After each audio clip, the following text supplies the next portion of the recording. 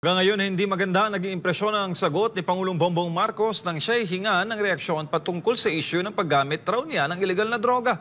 Ating alamin kung anong mga ito sa report ni Sarah Santos. Sa gitna ng nakabibinging panawagan ng taong bayan na magpa-drug test na si Pangulong Bongbong Marcos, ay isang mapang-asar na tawa lang ang itinugon nito sa publiko.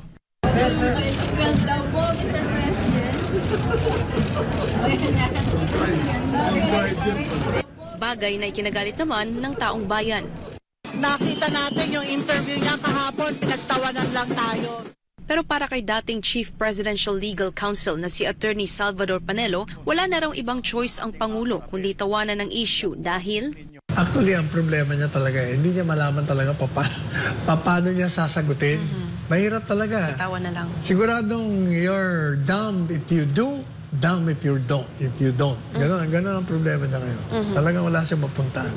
Kung baga para siyang in a tightrope, maglalakad nagbabalay.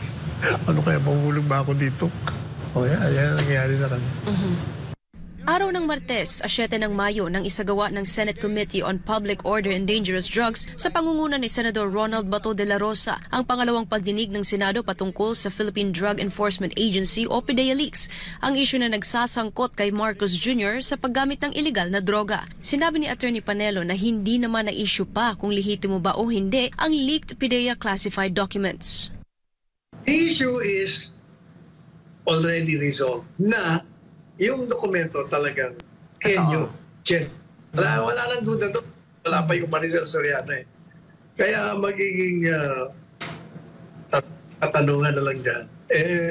Sir, ano ba? Kayo ba dating gumagamit? Kung kayo nga naman dating gumagamit, marami naman dating gumagamit na nag-rehabilitate. So wala nang problema. Problema kung ngayon ay gumagamit kayo, ayun ang magiging problema. Nilinaw naman ni Attorney Panelo na hindi dapat gumawa ng konklusyon ang taong bayan dahil lang sa mga dokumentong yun. Subalit questionable pa rin para sa taong bayan ang resulta ng naging drug test ni PBBM na nagtagal lang ng mahigit 2 minuto, lalo na't kung ito'y ikukumpara sa drug test result ni Vice President Sara Duterte na nagtagal naman ng halos 4.5 oras at mas detalyado pa. Kaya hindi rin masisisi ang publiko kung bakit hindi pa rin ito tumitigil sa panawagang magpa-drug test si Marcos Jr. Sa huli, sinabi ni dating Chief Presidential Legal Counsel, The only way to resolve that, harapin na ni Presidente Marcos Jr. Yung issue yon, hindi pa pwedeng you just lap it off or you just ignore it. Kailangan talaga harapin din. At dapat yung administrasyon, lalo particular na si Presidente Marcos Jr., should confront this head-on or resolve it forthwith. Otherwise, may problema talaga.